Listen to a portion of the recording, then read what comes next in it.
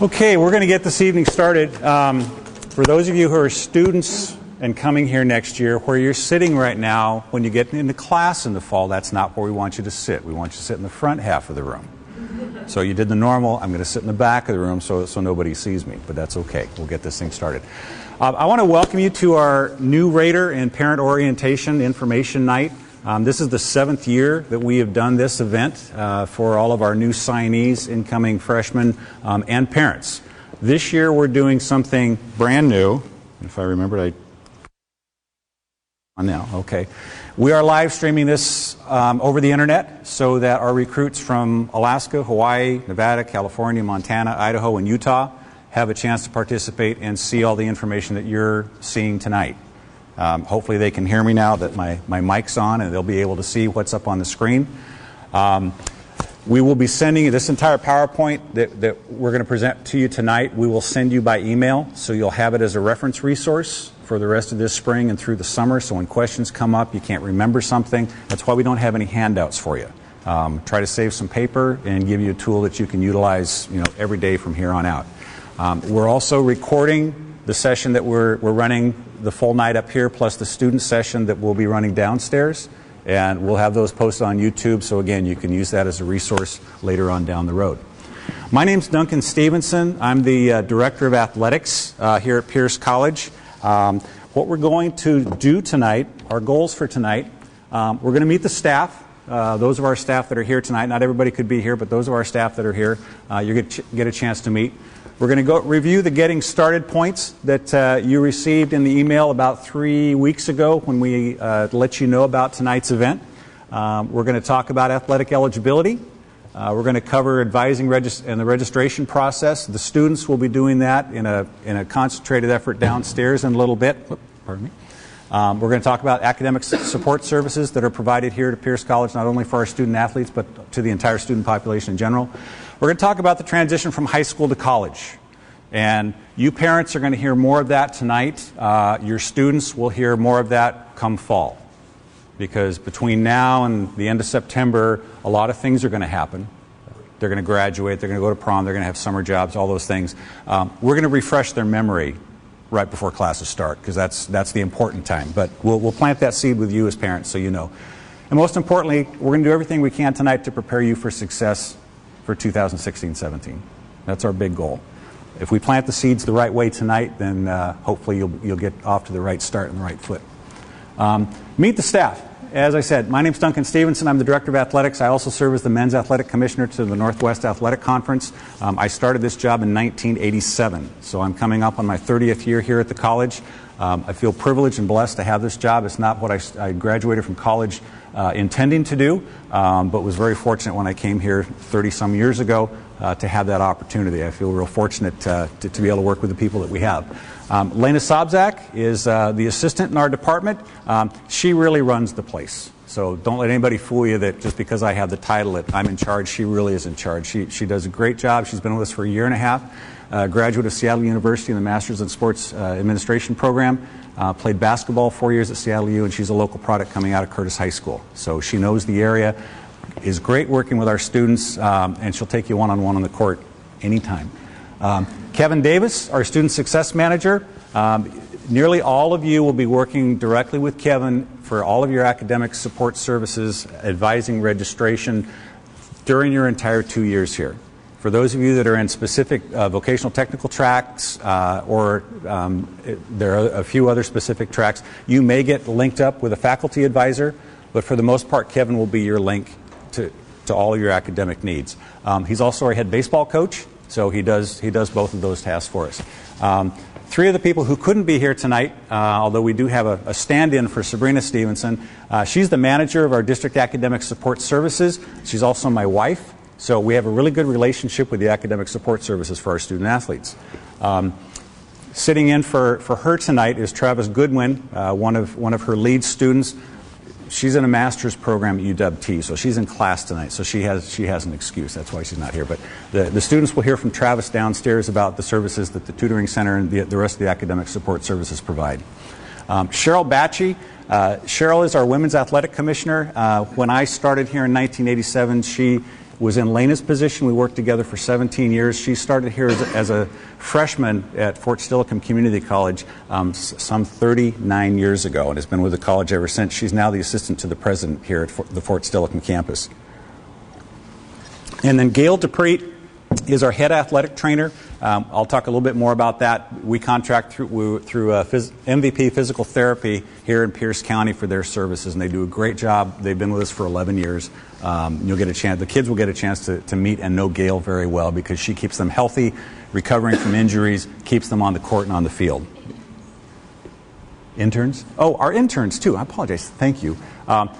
We're real fortunate to have 2 interns with us this year. Jeff Bea from the Bethel School District. He's learning how to be an athletic director. I keep telling him it's a crazy job, don't do it, but he keeps coming back every single day, and we appreciate Jeff being here. Tyler Champlain is graduated from WSU, the sports management program. He's with us for this spring quarter, cutting his teeth and learning how to do the job as well. So real fortunate to have those 2 gentlemen with us this year and this quarter.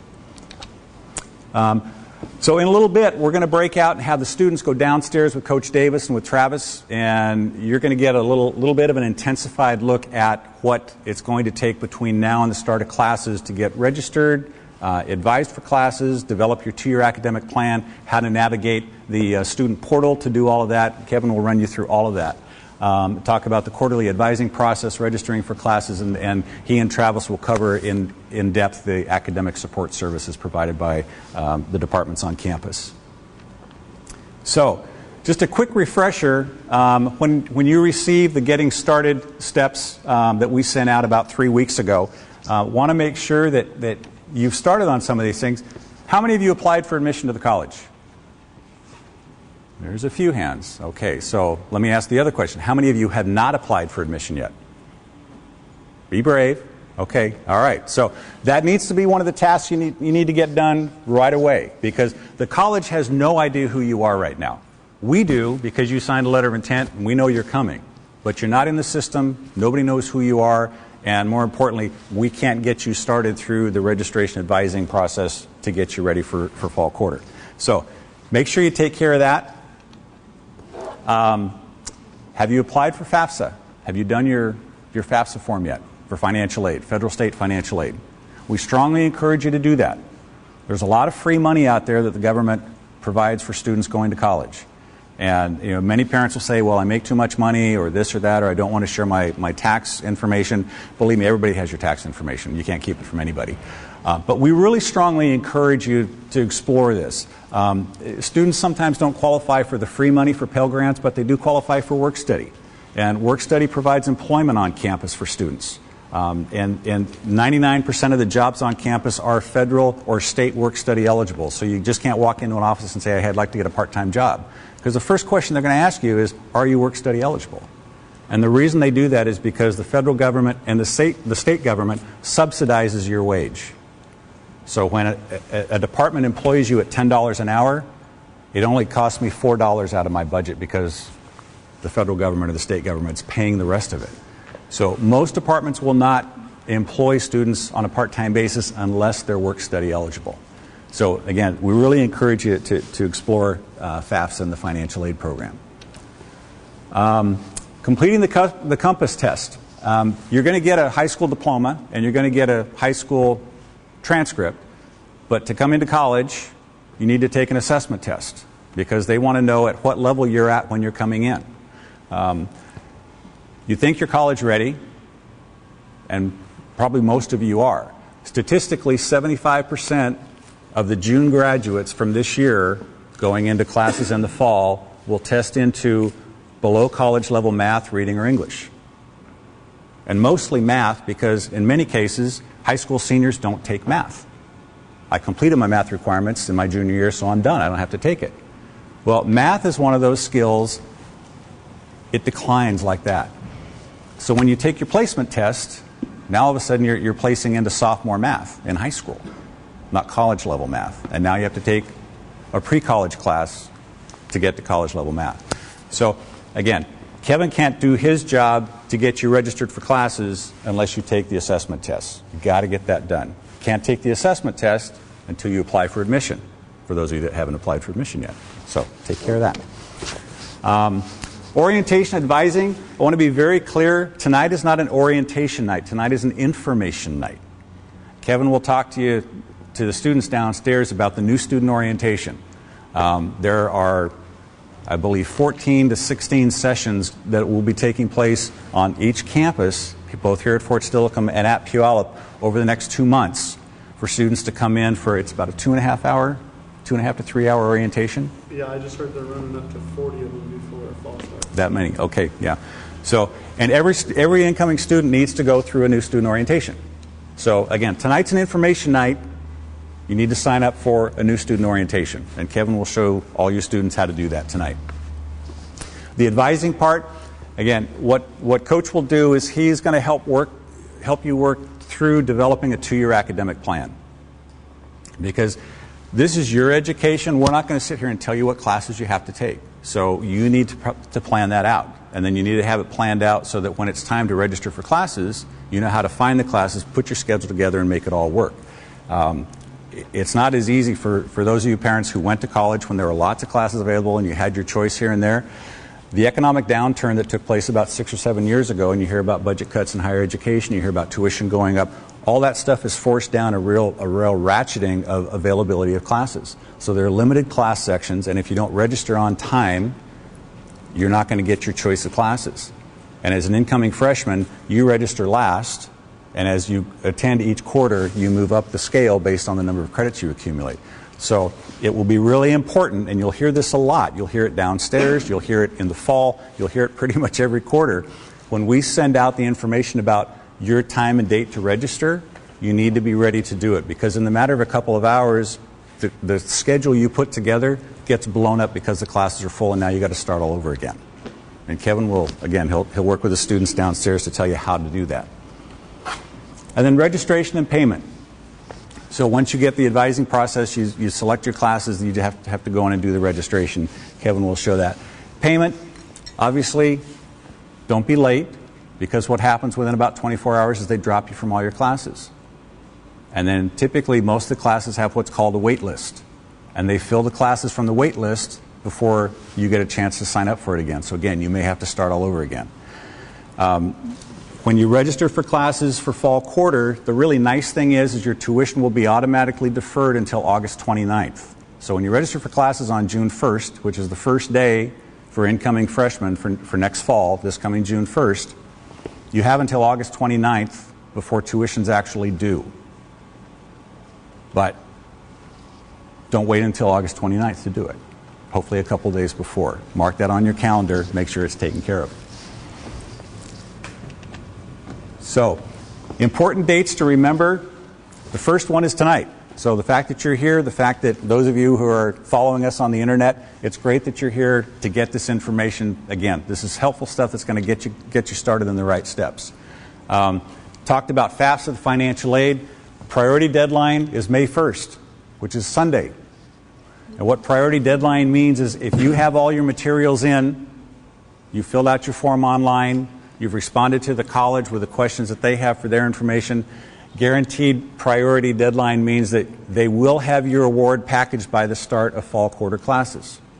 If you wait until June, or you wait until July, or heaven forbid you wait till August or September, even though you may qualify, you may not get your award until October, November, December, end of the quarter.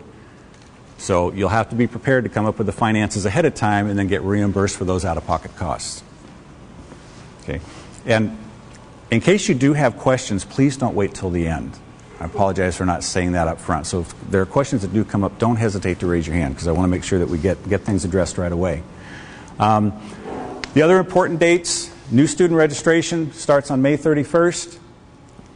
Summer quarter, if you're thinking about taking classes over the summer, starts July 5th. Again, August 29th, deferred tuition is due. And then the first day of your college career is September 26th. So it seems like a long ways away, but it's going to be here before you know it. All right. This is our 1, 2, 3 break. So Kevin is going to grab the students if you guys want to stand up. And he's going to take you downstairs. For those of you that are following us on the internet, if you can log in to the YouTube channel On our website, you'll be able to follow the student section on this. The parents will be able to stay on the Raider TV section and listen to hear what's going on. And folks, if you guys want to move up a bit, you can do that. It's fine. If you want to stay where you're at and you're comfortable there, that's okay too. Any questions so far? We okay? All right, okay.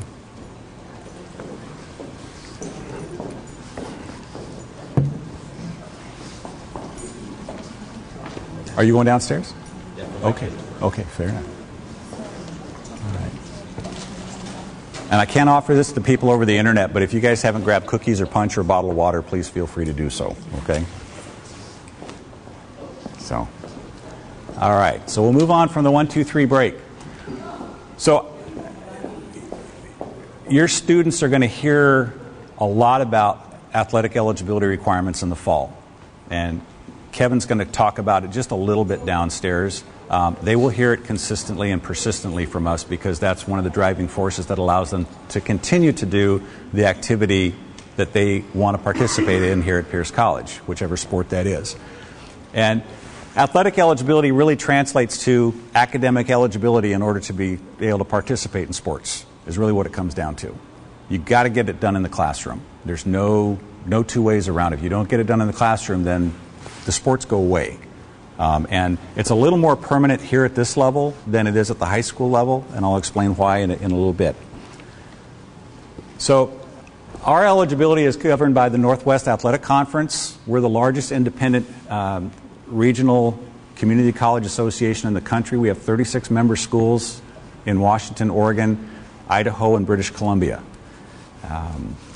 The association has been around for about 67 years. And there are four, as it relates to athletic eligibility, there are four magic numbers that your students need to be aware of. 12, 10, 36, and 2.0. The 12, in the current quarter that they're enrolled in during season, they have to be enrolled in at least 12 credits. That's considered full-time. It's considered full-time for athletics, and it's considered full-time for financial aid. So they have to be enrolled in at least 12 credits. The previous quarter, they have to have completed at least 10 of those 12 credits. Now, at the community college level here, we're on a quarter system. A class is a 5-credit class. There are some 3-credit classes. There are some 2-credit classes. There are a few 1-credit PE classes. But nearly all the core classes are 5-credit classes. So a full load really is 3 5-credit classes. And we'll talk about how that is a transition for high school students near the end. But so 12 credit current quarter enrollment, passing 10 credits the prior quarter. For second year participants, they have to have completed 36 credits from their first quarter participation. So we'll use a soccer player as an example. So soccer is a fall sport for us, both for men's and women's soccer. So they're enrolled in 12 credits fall quarter. They have a hiccup with one of their classes and say they only passed 10 credits. So they take 12 credits again in the winter quarter, they pass 12 credits. They take 12 credits again in the spring and they pass 12 credits. So they're at 34 credits. They don't have enough to be eligible for their sophomore season. So now they're going to have to take either a class over the summer or they're going to have to beef up their credit load during winter and spring quarter. So 36 credit count becomes really important for them. With, say, baseball and softball, because they're winter spring sports for us, so their first quarter of official participation is in winter quarter. So for second year eligibility, we do the 36 credit count from winter quarter, spring quarter, and then their fall quarter, their sophomore year. So between those 3 quarters, they would have to pass at least 36 credits, and then the quarter before their participation, their eligibility participation, they have to pass at least 10 credits. Okay? And then cumulative grade point average for second year eligibility is 2.0. It's not a high standard, but it is a standard set by the conference. And it's pretty much nationally accepted, although that's starting to raise at the NC2A level, it's raised at the NAIA level, it's raising at the National Junior College level, and we are having conversations in our conference about doing the same. And I will tell you that if your student has aspirations to play at the 4-year level, that number will not get it done at all. Athletes trying to transfer to University of Washington out of a JC have to have a 3.4. Most 4 years are asking for at least a 2.75. And the privates are usually above a 3 point. So I'm sharing these numbers with you because in a little bit I'll tell you why I'm not going to be able to share those numbers with you come September. It's a little thing called FERPA. All right, so eligibility versus graduation. So we talked about the 12, 10, 36, 2.0, and 72, or excuse me, 2.0. So if they stay on that athletic eligibility track, they're going to accumulate 72 credits after 2 years. To get an associate's degree, they have to have 90 credits. So obviously there's a discrepancy there, almost 20 credits difference. And we've seen our students, as much as we work with them and counsel them and advise them, a lot of them stay on that kind of nice basic track. It's easy for them. Doesn't push them, doesn't stress them. And then midway through their sophomore year, they start getting phone calls from four-year schools, and coaches are interested in them. And, uh-oh, I'm behind. And now all of a sudden, a nice easy track becomes 20 credits in spring and 20 credits over the summer, just so I can get to fall and be able to transfer. I could tell you countless stories of the students we've worked with over the years that have gotten themselves into those situations. They're not motivated. They're motivated to come and play sports. The education is something they do because that's what they have to do to play. It's what you as parents want them to get. I mean, we all want our kids to get a college education so they can improve their lot in life and be successful and do all those things. But a lot of your kids, my kid did the same thing. They go to school and they don't have as many people overseeing them. It's a lot more lax. They have to stay self-motivated. Athletes, for some reason, they love to kind of fulfill the stereotype of the dumb jock. And we have great student athletes that have come through here and done extremely well in the classroom and gotten wonderful opportunities to go on to play at four-year levels with athletic and academic scholarships. So we hammer at them all the time about that. It's really important for them to represent not only the department, but most importantly themselves academically, and do well in the classroom, because you're all helping make that happen for them.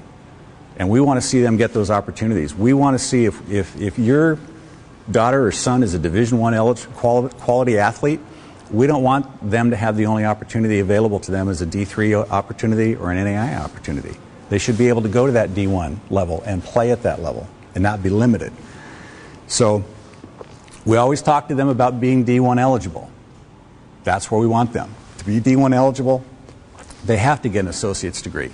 There's no exception. And they should be shooting for at least a 3.0, period. So those numbers are really important. Now, I mentioned earlier that 75% of our incoming freshmen test below college level in at least one area of math, reading, or English. Those are classes that they have to take. They cost money.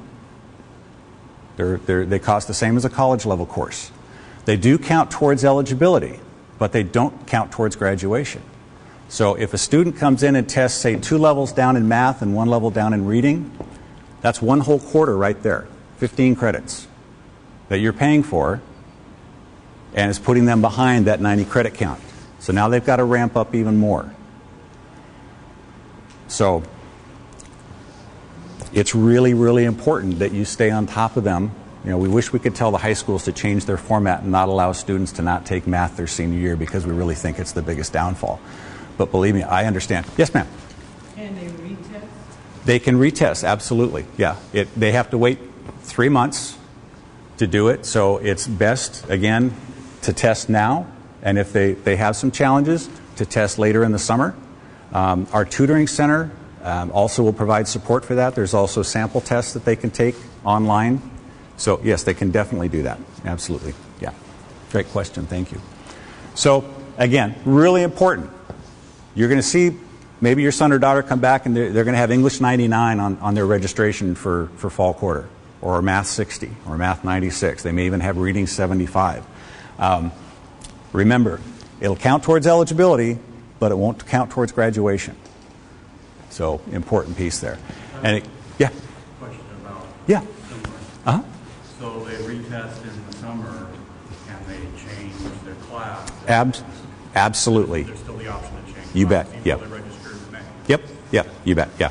Yeah, the nice thing about the registration system, it's all online, and the students will have their passwords to get in, and every quarter they get a PIN code. So that's one of the points of contact, so they always have to touch base with Kevin, or if they have a faculty advisor assigned to them, that they'll get their PIN code. So it's a good point of contact to make sure they're communicating about the academic plan, they're staying on track. And then they can go in at any time and add or drop classes up until the start of the quarter. With our athlete, yeah. What's that? Are there classes available, open? That's always the question. Yeah.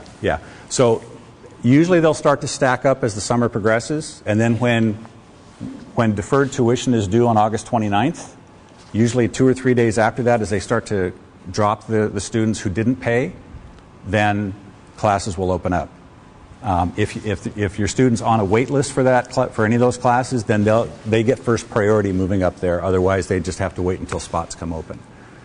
And they'll have access to this information through their student portal. They can do it at any time. Now, after the quarter starts, after the third day of the quarter, we go in and we put a lock on all their records so that they cannot add or drop classes. Most importantly, drop classes. Because if they drop class, say they're in 12 credits, and they decide, I can't handle this math class, so they drop it. Now they're down at 7 credits. Well, they're not eligible. And the only way we would know that is if, one, they came and told us, which rarely happens. So we put this hold in place about 10 years ago to make sure that if a student did decide to go do that they'd have to come talk to us first. And then we try to work with them to get alternatives and then get them into the support services as opposed to saying, just giving up. So that's, the goal is to get them through successfully in all the classes they choose to enroll in. So NC2A and NAI eligibility, that's a myriad mess all by itself. I would recommend that if you have those aspirations for your child, get on those websites and check it out. It's changing all the time. Again, they're trying to ramp up the basic qualifications for 2-year transfers. Because 2-year transfers have a real high failure rate in going into the 4-year level when it comes to being student athletes because they're not prepared. They kind of like, all these different situations, they kind of dog it to get through their CC program, and they just haven't prepared themselves to be successful at the 4-year level. So again, if they're looking at going to a 4-year program, we will work with them as they're going through their 2 years with us, but they really need to stay on top of and have an idea of the kinds of levels of 4 years that they're looking at and what those eligibility and transfer requirements are. Okay? Any questions? We good? Okay. Academic support services. I wish my wife was here to talk to you because she lives, breathes, and bleeds academic support services. Would get into a lot more detail.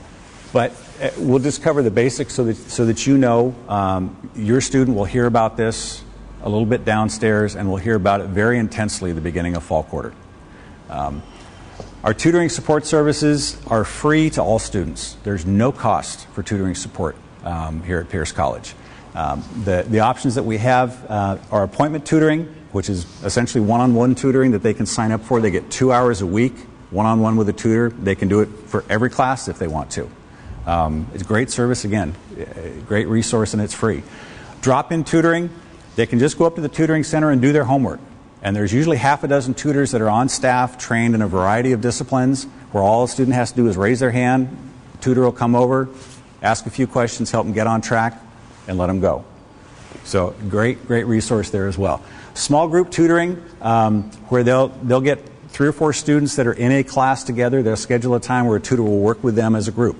Oftentimes it helps to hear the questions that other students are having, and it's tough to do it in class because the professors are moving through the information and getting it done. So small group tutors work really well. And then we started a program a couple of years ago called Prescriptive Tutoring. And that's when an instructor knows that they have a student that's struggling, and they basically will write a prescription for their student to take it to the tutoring center and get signed up for either small group or appointment tutoring, so they know that they're getting the support that their student needs to be successful in their class. For the athletic department, we also have mandatory weekly hours. And the mandatory weekly hours are... Hi, guys. Lainey, do you want to walk them downstairs? That's great. Thanks. All incoming freshmen have to spend a minimum of 3 hours a week in the tutoring center. So around their class schedule, 3 hours a week, 1 hour a day for 3 days during that week. Is that good? I'm hearing it. Yeah, that's good. We don't think it's enough, but we try to balance it with, what the expectations are. There is a stigma about having to go to the tutoring center. It's for dummies. It's for people that, when you can go do your homework and have people available to come answer questions for you, I mean, you really have to be crazy not to take advantage of that. But it does happen. And as athletes, they tend to have their little social groups as well. And then it becomes a social stigma within the group. So we try to break that down as much as possible so they understand it's a resource. It's there to help you. It's like what we do in our office. We're here to help you guys be successful. That's what the tutors are there for, is to help you be successful. It's not punitive. It's not damage. There are some programs that will have study tables. And so the team will meet in a classroom and a coach will go in and they'll study for an hour. Well, I love my coaches, but they're not tutors. And it's probably been 30 years since they've done math. And they haven't studied, college writing. I mean, they're not tutors, but they'll supervise a study table. We feel that the services we do and the structure we have for our student athletes is 10 times better because, again, they can go in at their leisure as it works around their schedule. They can go to class, they can go take a break, grab a bite to eat in the cafeteria, go down before practice or before weights. They can get their hour in and get that done. Usually what happens, we find that there's a group of students that will do the bare minimum and just kind of do what they have to do because they're told they have to do it. And then there are others that understand and they buy into it really quickly, and all of a sudden their 3 hours becomes 10 hours. Because when they go in, their grades start to go up, and they feel real good about themselves. So we want to promote that. We want to make sure that, again, they're doing well. I put it to them like, so the only time, I was a basketball player, so the only time that you ever put up shots is when you're in practice. Well, now I go to the gym all the time. Put up shots on my own all the time. That's the only way I'm going to get better. Bingo. That's what that's for. Same thing. That's putting up shots. That's taking BP in the cages. That's going out to the field and going out with the goalie and kicking to the goal. All those things, we try to put it in an athletic form for them so they understand why it's there. It's about opening doors, providing opportunities. It's about getting your associate's degree with a 3-point GPA, not getting 72 credits with a 2.0 just to stay eligible for 2 years. You want that opportunity to move on. So anyway, beating tutoring to death. Supplemental instruction. Supplemental instruction is a program. It's similar to tutoring, but what they do is they have a lead student who's assigned to a class, and they attend every class every day with their students. And then they set up separate study times with those students that they're available to walk them through the material. So it's kind of like a super tutor, but they're actually embedded in the class, and they go every day just as well as their students do. So a great program. Started a few years back and has really grown and done really good things. Progress checks. One of the things that your students will find is that many of our faculty, they don't take attendance. There's no progress reports throughout the course of the quarter. They just wait till the end of the quarter and you get your grade. Well, we won't do that. It leaves too many holes. So when they're in season, usually 3 times a quarter, every 2 to 3 weeks, they'll be given a progress check card, and they have to walk around to their classes and have their instructors fill it out. What's your attendance like? Are you tardy? Are you turning things in on time? What's your approximate grade? And most faculty are really good about, and we have a few that aren't the best in helping us with that, but most of them are really good about taking the couple minutes it takes to fill that information out. They bring those forms back to the coaches, and those are early warning flags for us. So when we see there's an attendance issue, when we see there's grade problems, when faculty express concerns about progress of the student, then we can intervene. Kevin will get with them. We'll get them to the tutoring center, find out, we'll see what's going on. The other thing, going back up to the mandatory weekly hours, every Monday morning I receive a report for each team that says how many hours each student athlete logged in the tutoring center. That immediately goes to the coaches, and they know where they're at. So we can see holes. If I've got 12 members of the men's basketball team and I get the tutoring report in November and there's only 3 players logged in, you better believe Coach and I are having a conversation before practice that day. Where are your kids doing? Where are they at? What's the latest progress reports? If they haven't done progress reports, they're getting them that day, because we're going to intervene right away. Because what happens when 2 or 3 key players decide to dog the entire team and all of a sudden they're ineligible? It's not just them that they affect. It affects the entire team. It affects all the plans that the coaches have put together. And most importantly, what we promise them to do as far as providing a safety net for them as much as we possibly can so they can be successful, that safety net's just fallen apart. So we do those things. Any questions about tutoring? Wow, that's usually one of the hot topics. Okay. Resources and services. We have 2 very significant areas that I want to spend a couple minutes talking to you about. Our TRIO student support services. Our TRIO office is a federal grant, and the TRIO program provides services, free services, and I capped free for a very specific reason, because they are free, in transfer planning, academic advising. I said transfer planning twice. That wasn't, yeah. They do a lot of transfer planning. They help students with financial planning as well, financial aid. They enhance what Kevin does working with our students. They'll also serve as the lead support service for some of our students as well. And to be eligible as a TRIO student, you have to be a first-generation college student, meaning that your parents may have taken some college classes, attended for a year or 2, but they never earned a bachelor's degree. So we just call it first-generation college students. Could be income eligible, and you'd have to check the federal guidelines. On the Pierce College website, there is a link to the TRIO webpage for our office, and it has all the financial guidelines as well. So, typically for low income, low to middle income, and then with a documented disability, either physical disability or learning disability. Our TRIO support staff does great work with our student athletes. Don Reed, who's the director of the program, played professionally in the WBL. Where'd she go to school? You remember? Drawing a blank. Sorry. Yeah. Okay. I'm sorry, not WBL, WNBA. She loves our athletes, and Terry Green, who is her assistant in that area, he is the public address announcer for our basketball and volleyball games. He's a Raider baseball alum from back in the early 80s, early 90s. Sorry, Terry. Early 90s. They are incredibly supportive of our student athletes. And so if your son or daughter can qualify for TRIO services, we really encourage them to do so. The other one is access and disability support services. And most people think about access and disability support services as the little blue sticker in the wheelchair. And that's not entirely what they do. The areas that would be a physical disability. The area that we really encourage our students and parents to focus on is a learning disability.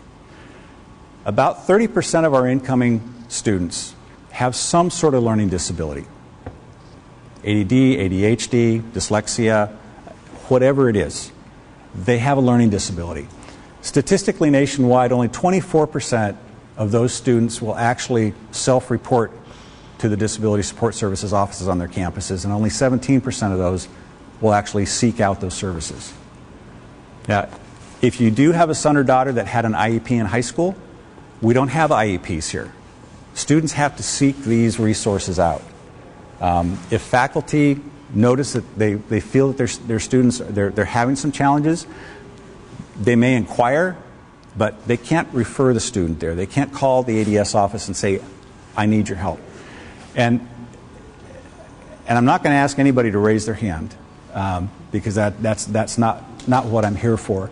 But what strikes us is the situations that happen after a kid's been here for 2 or 3 quarters, and they've been struggling academically. We get them the tutoring service, we get them all the things that we have normal access to, and then a year or so into it, we find out that, well, yeah, my son had an IEP in high school. You guys should have known that. Well, we don't know that because none of that information comes here. It's the responsibility of the student to self-disclose. Now, much like tutoring, self-disclosing a learning disability can be a real embarrassing thing, and I understand that. I have a 33-year-old daughter with mental disability, and she functions at the age level of a 9-year-old. And my ex-wife and I had to seek out all kinds of resources for her all through school. So I get it. I do understand it. But again, we can't do our job to help your son or daughter be successful while they're here if they don't self-disclose and seek out those resources. So it really is extremely important that you help your son or daughter if they have had those situations, coming up through the school system, that encourage them to seek that assistance. It's anonymous. The office is there to help. We certainly are there to help as well. So it's really, really important. Any questions about that? Question on the second bullet point there. Absolutely. Is it one or all of those to be eligible for the trio? Oh, yeah. Great question. Thank you. It's one, but it's a lot better if it's all, is what I was told. So, it's technically one. And the TRIO program, because it's a grant program, they can serve a fixed number of students. And I believe it's 160 that they can serve during any quarter. And that will fluctuate. So, as students, feel that they're getting the services they need, they'll transition out and just go to a faculty advisor. Or, unfortunately, they'll drop out of school. So, usually as the year goes on, their population base will drop. They get really full in the fall, and then works throughout the year. But yes, it's one of those three areas. And then it ups your case if it's more than one. Yeah. Okay. Insurance and training services. I got to take a break. Okay. And I have to turn the mic.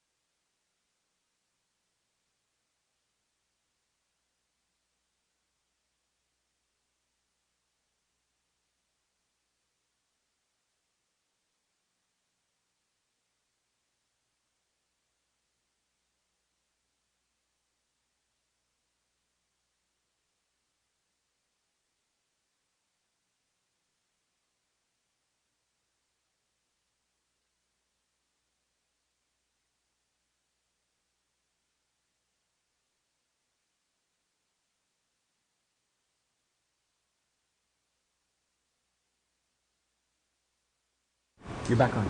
Sorry, thank you. All right.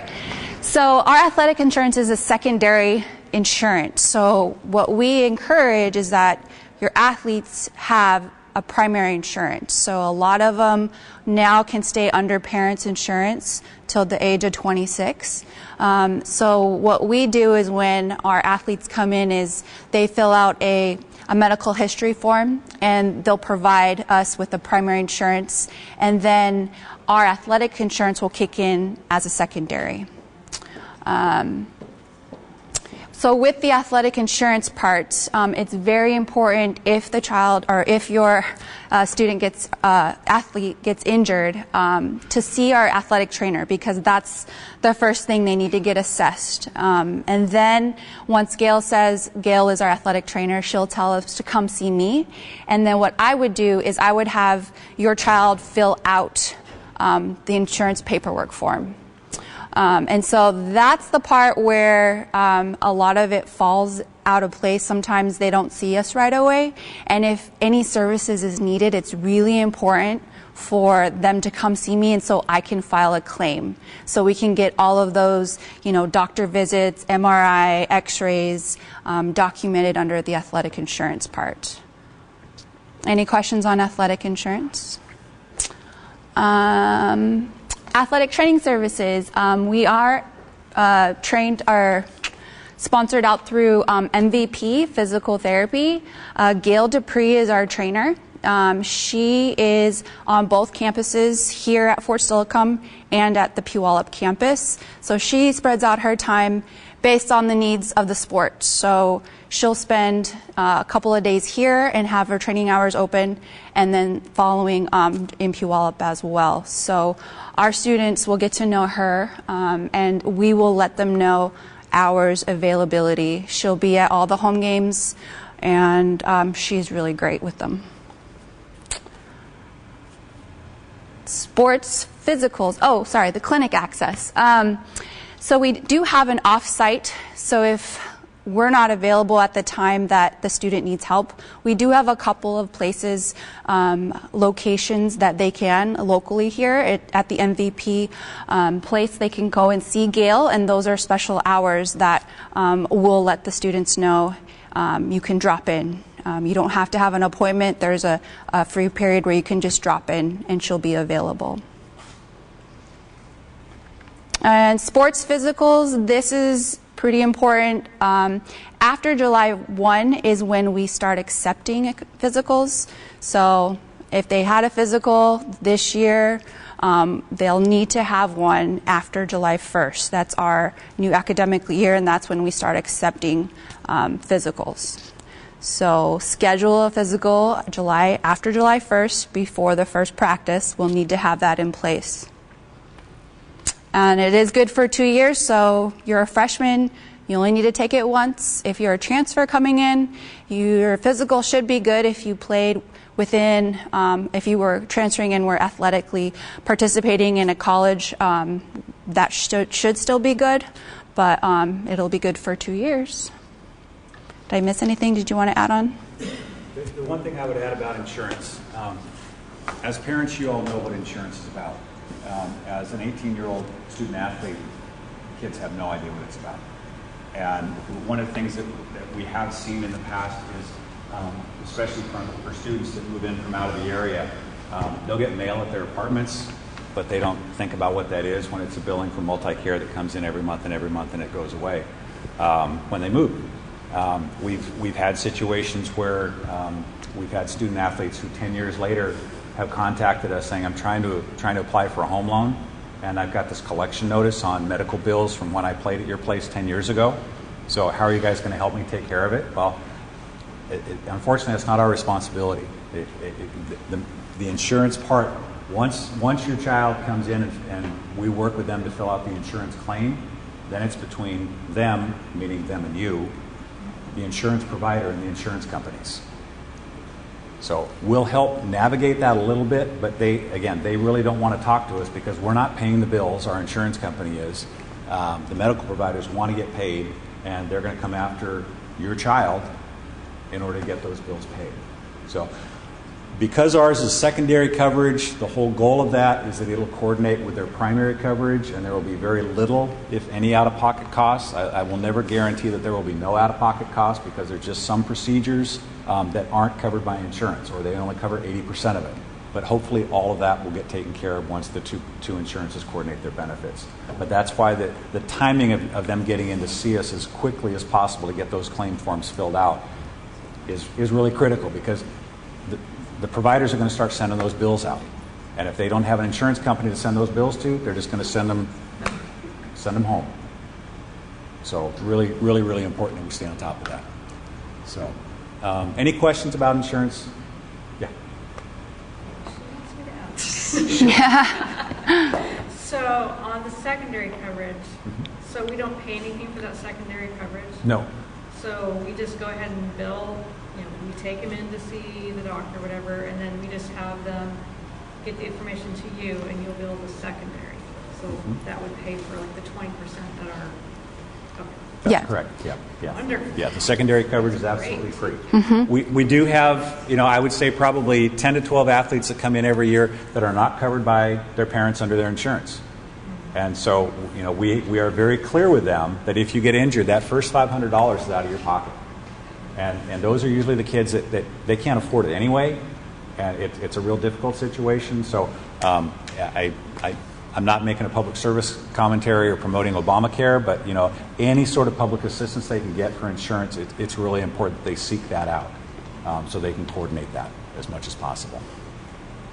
Is there a specific physical form available online or? Yes. Yes. Great question. Yes. Yeah, and we will send that out probably around the 1st of June, so the kids have that. You can also just go onto our website, the athletics webpage, and there's a forms section, and those forms are listed there. So yeah, you print that out.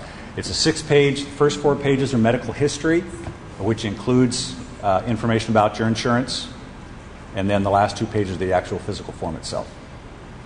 So, but yeah, that will be coming out about the 1st of June. Okay. Any other questions about insurance? Okay. Let me take that back.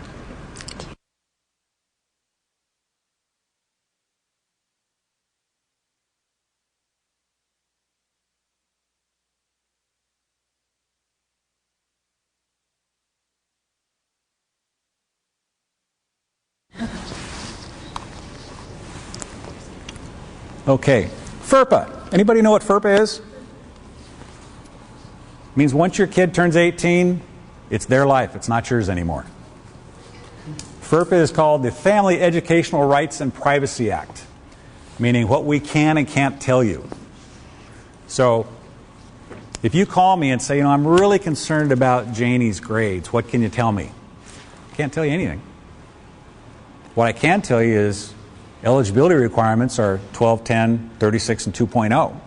And if Janie all of a sudden isn't going to practice, probably a pretty good chance that one of those numbers didn't match up.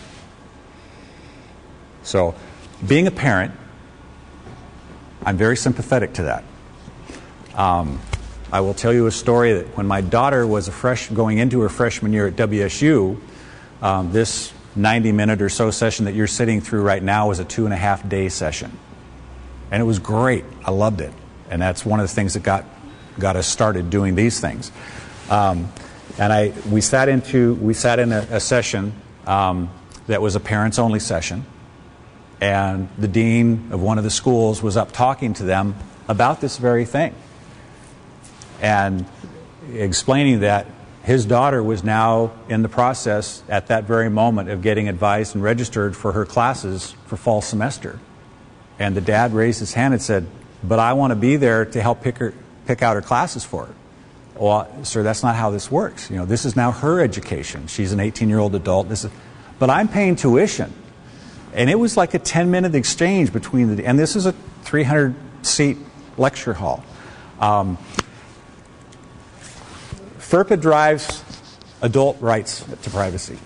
And as soon as your child turns 18, whether you believe it or not, whether they act like it or not, the federal government considers them an adult. And so their information is their information and their right. Now, I will tell you, there's a loophole through that. The college has a release form that so long as your child agrees to it, they can sign away their rights to their privacy, so you can have access to whatever part of their records they will allow you to have access to, whether it's financial aid, whether it's grades, whether it's whatever it is. So again, when you call me in January and you want to know why Janie's not on the roster anymore, I'll tell you, well, the eligibility requirements are A, B, C, and D. So ask Janie about how her grades were, and she can tell you about that. So, yeah, we love FERPA. FERPA is a lot of fun. Okay. What your parents didn't tell you. This is kind of the nuts and bolts, the nitty-gritty. We'll talk to the kids a lot about this when they come back in September. The challenges of becoming a college student is that your child has to be self-motivated and they have to be self-monitored. You have the luxury that the athletic department is going to do our best to help monitor, but we don't motivate. We can't want their college experience, their college athletic experience, more than they do. And I have that conversation with student athletes probably a half dozen times a year. It seems like I'm more invested in you being here than you are invested in being here. And that just can't happen because they're not my grades, it's not my transcript, it's not my education, it's not my future, and it's certainly not my playing time. They're the ones that have to be self-motivated. They also have to self-monitor. They've got to take care of themselves. Transition to college life is a big deal. And the reason that the transition is a big deal is because, as I mentioned, a full load technically is 15 credits. If you take 15 college level credits, fall, winter, and spring your freshman year, and fall, winter, and spring your sophomore year, you've earned 90 credits. You've earned your associate's degree. If they're all the right classes and they fit all the right disciplines and all the right requirements, you've got your associate's degree. But that's 3 hours a day. And when I explain that to the students and they think about, well, I was in school for 5 or 6 hours a day in high school. This is cake. This is great. Well, downside is that for every one of their classes, they really need to be studying 1 to 2 hours per day per class. Whether that's homework, whether that's reading ahead, or whether that's working on projects, preparing for tests or exams. Because at the first day of class each quarter, their instructor is going to hand them a thing called a syllabus. And most of you probably know what a syllabus is. It describes what's going to happen over the course of the quarter. It's got homework deadlines, project deadlines, when test dates are going to be, all these different things. And that's what and when the instructor is going to tell them what the quarter is going to look like. They're not going to remind them there's a quiz coming up. They're not going to remind them the project's due. They're not going to, especially the readings. And the readings typically are what kill college students their first 2 quarters because they don't understand how much reading. Well, I don't have any assignments. And you'll ask them. They're going to come home. I don't have any homework tonight. That's great. I went through this. I've got a 21-year-old up at Western Washington right now. He did running start here for 2 years. Then he had to stay here a 3rd year because his grades weren't quite so good to get up to Western. And understand, that's with me being here full-time and his mom being the academic support person for the district. Not really good. He heard about that. But being a college student is different than being a high school student. And I can't express that to them enough. It is different than being a high school student. They have to take responsibility for what they have to do. They have to read their syllabus on a daily basis. What are the readings? I just took a test. Well, I'm done for a couple weeks. No, you start reading ahead. You just keep working ahead. You keep working ahead. You have to do that. Attendance. We have some faculty that take daily attendance. We have other faculty, by the end of the quarter, they still don't know who you are. Whether you showed up or whether you didn't show up. If you showed up to take the test and you turn the projects in on time, that's good for them.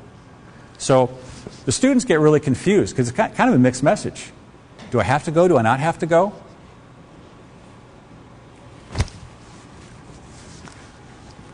We tell them you have to go. And at the end of the evening, when they get back, hopefully we're going to try and sync this so they get back for the last little piece. If not, you guys may hear it on your own, and then we'll talk to them about it again in September. Attendance is critical.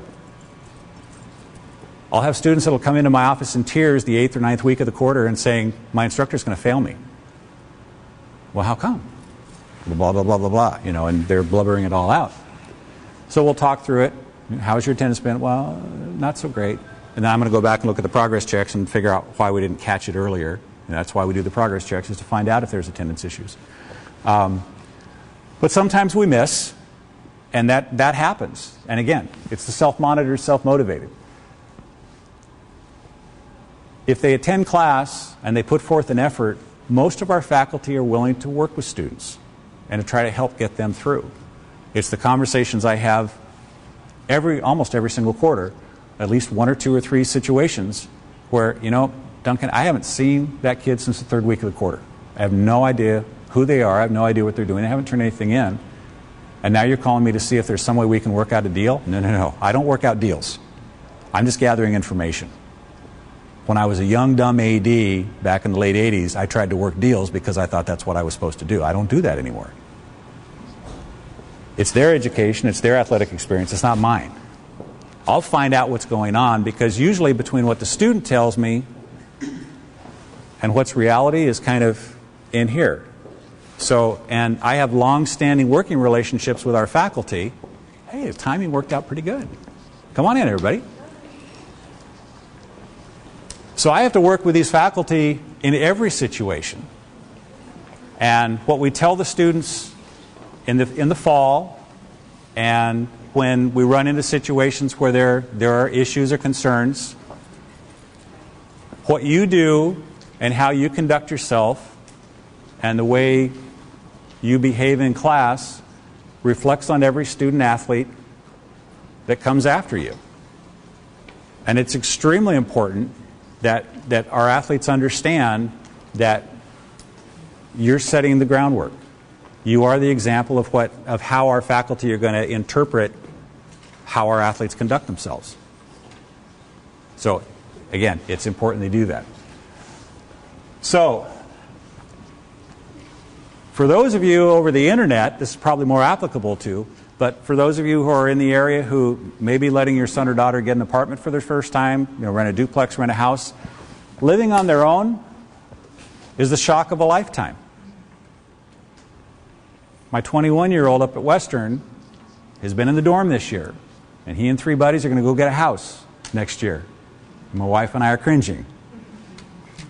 He can't do laundry. Well, he can. It's just they all go in all the same color, all on hot, and everything gets cleaned. He cooks top ramen. I mean, anyway. The transition into becoming a self-sustaining adult is significant. Doing the food. My son goes to the cafeteria. There's all this food, so many choices, and somebody else cleans up after him. He loves it. Now he's got to do the shopping, he's got to do the cooking, he's going to have to clean up after himself. And in 20 years at home, that didn't happen, ever. So be prepared, because that's all time. Shopping, cooking, cleaning, that's all time. So you're going to class, you're doing your homework, you're going to weights, you're going to practice, you're traveling to tournaments and games out of town. Now you got to take care of being a big kid. You got to be a grown-up. You got all that. Paying bills.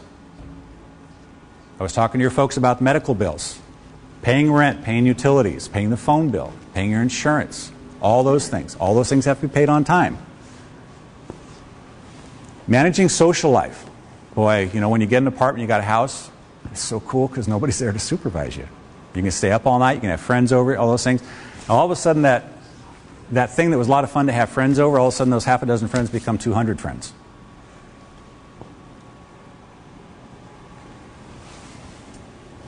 And then I get a call from the Lakewood Police Department saying, just wanted to let you know, last night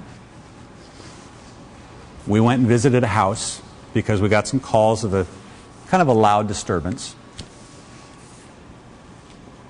And I'm not going to put Kevin on this because this was before he was the head coach of the baseball team. But one of the young ladies on our softball team who was renting a house just down the street here, both teams had games that Wednesday, and they decided to have a bonfire in their backyard. So there were 60 Pierce College athletes having this nice big loud bonfire until about 1 o'clock in the morning when they got calls. Lakewood PD came in and they scattered like cockroaches. Well, how did you know they were my kids? Well, they were all wearing their Raider gear. It was really easy. It wasn't tough to do. So, but managing the social life is huge because young men, young women, you will find yourself in situations where all of a sudden it's out of control. Because you said, hey, let's get together and let's have some fun. I had those situations happen when I was a student up in Bellingham many, many, many years ago. And we had to shut the place down because we didn't want the police to come. Managing the social life and cleaning, I just threw that in because that's always my buzzword. These are all things that as you transition, as your sons and daughters transition to college, spend the time talking with them about. It's amazing how many incoming freshmen that we talk to, Mom and Dad really didn't tell me about this stuff. Maybe they thought I was listening, or maybe they were telling me and I didn't listen. I tuned it out because I didn't think it was important because, I know what I'm doing. It's what my son always says. I got it, Dad, don't worry. These are all really key pieces. So, help your kids be successful that way. All right. Kevin, your timing was perfect. This is really good. I know. So, I want to close with helpful hints for success. And I want the parents to hear this because you can help enforce this. And for the kids, again, you guys will hear this, and I apologize. I call all of our athletes kids. And you just have to understand that you're all younger than my kids are. I've got a 33, a 31-year-old, and a couple of trailers. So you're just kids to me, and that's okay. It's not condescending. Please don't take it that way. You're young men, you're young women, and I know that. But even Lane is a kid to me, so that's what I get for being old. We talked about attendance. Go to class every day. Don't make that an excuse. If you can go to practice every day, you darn well better go to class every day. And I tell our coaches that you should be setting a standard. If you know that you've got a player that's not going to class, but you're letting them practice, then you're doing the wrong thing. Athletics at the college level is a privilege. It's not a right. There are no rights to play college athletics. It's a privilege. So if you can't make it to class, you shouldn't be at practice. If you're too sick to go to class, but I'm going to muscle it up and get to practice, no. Then you muscle it up and get to class. Or you call your coach and say, I'm too sick to go to practice. One of the two. So you go to class every day. Books. In college, you got to buy your books. Or you got to rent your books. Renting is a really cool thing now. But get your books before the quarter starts. Don't wait until the first day of classes because the bookstore may be out of books. And then you go to Amazon so you can rent them online, and it takes a week to get them. And now that little thing they call the syllabus that they hand out at the beginning of the quarter, you're a week behind in your reading, you're a week behind in your homework, and you're trying to play catch-up. So don't do that. Make sure you've got your books. Take notes in class. Every instructor is going to be different. Nearly every class will have a textbook. Some teachers will tell you, I'm going to give you readings, but I don't test what's in the book. So you go, well, why should I bother reading it? That's up to you.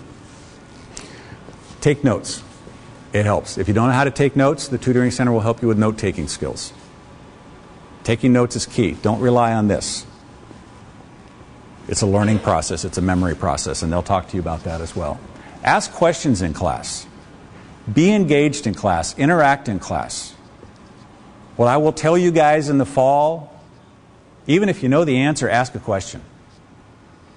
There's probably one of two things. There's other students in the class that might not know the information, and it shows the instructor that you're interested, that you're trying to learn. When you raise your hand, and I see you raising your hand, I connect with your face. I may not know the name, but at the end of the quarter, when you're struggling in your class and you come talk to me, I remember he asked me a couple questions during the quarter. So I'm going to be engaged with him a little bit more. And again, I hated raising my hand in college, high school. It didn't matter what it was because I felt stupid when I asked questions. The reality of it is most people, they're not grasping it all. So again, you get a twofold benefit from that. You're going to help other students in the class, and you're going to prove to the instructor you're engaged.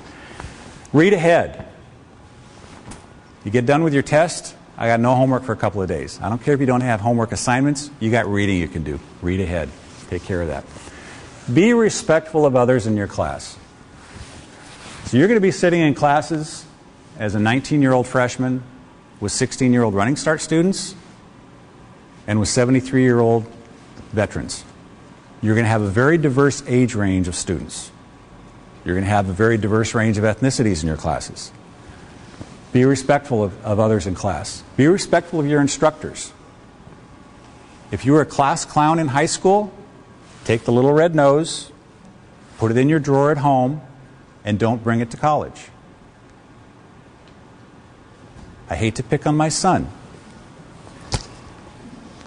It's what I do.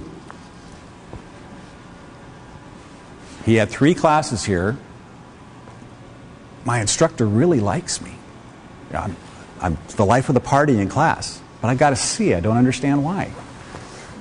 Well, Zach, it's not about how entertaining you were. It's about what you proved on your tests and what you did on your work. Okay? Now, in Zach's defense, he puts on one hell of a tour, though.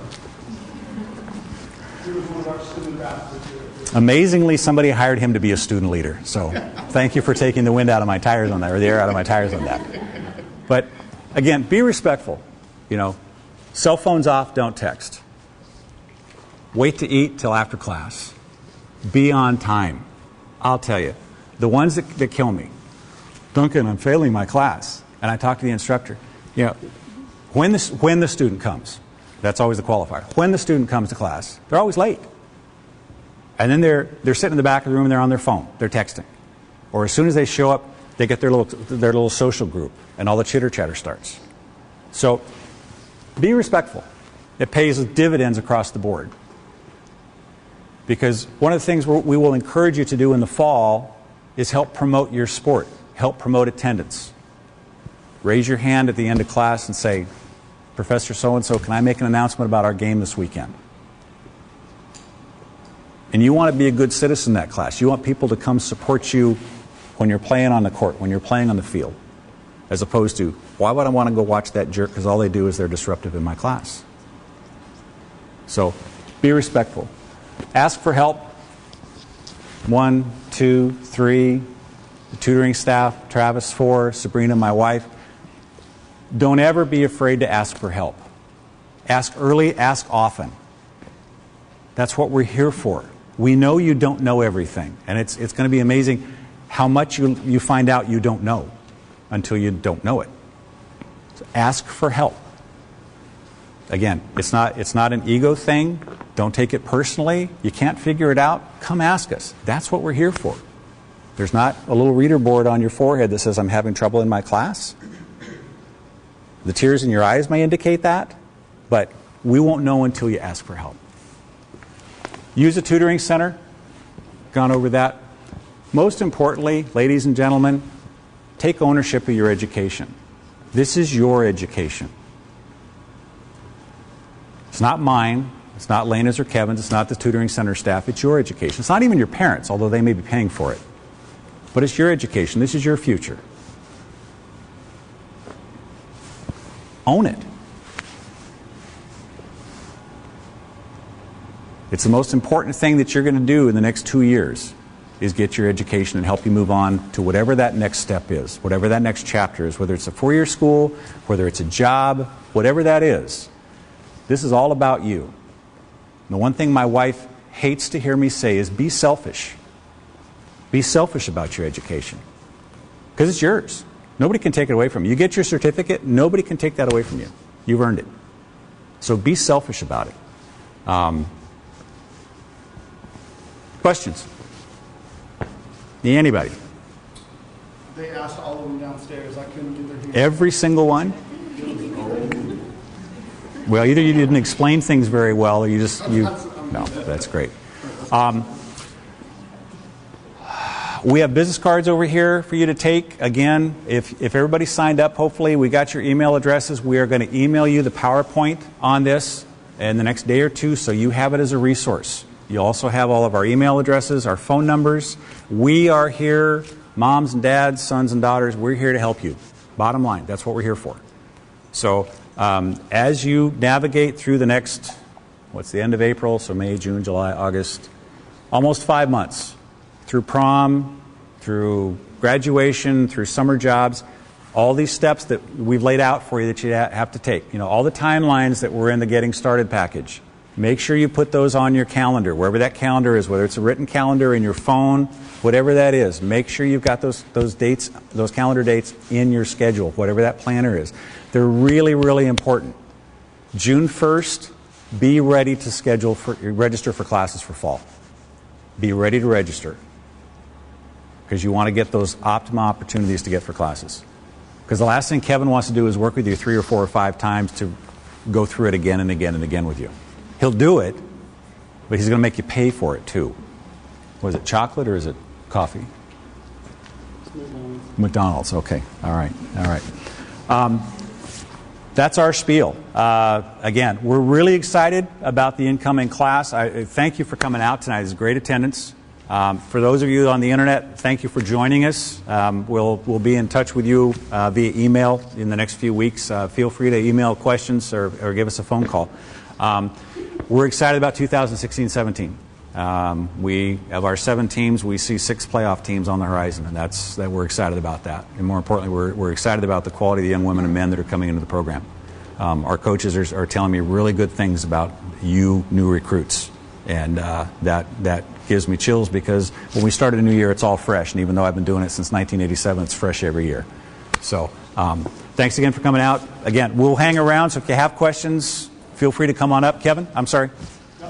Before you guys go, that handout I gave you downstairs with the steps 1 through 5. Okay? Once you completed 1 through 4, you can meet with me. I've got my schedule out here right now. and it is blank. Okay? As soon as I send out the email to all of our current student athletes, it will not be blank anymore. It will be completely filled up through June 1st. Okay? So, if you have a date or an idea on when you would like to schedule an advising appointment before you leave, you can sign up for it here. Make sure you block out a 1-hour session, okay, and put your name and your phone number below it, okay, so that I can contact you if anything changes. Okay?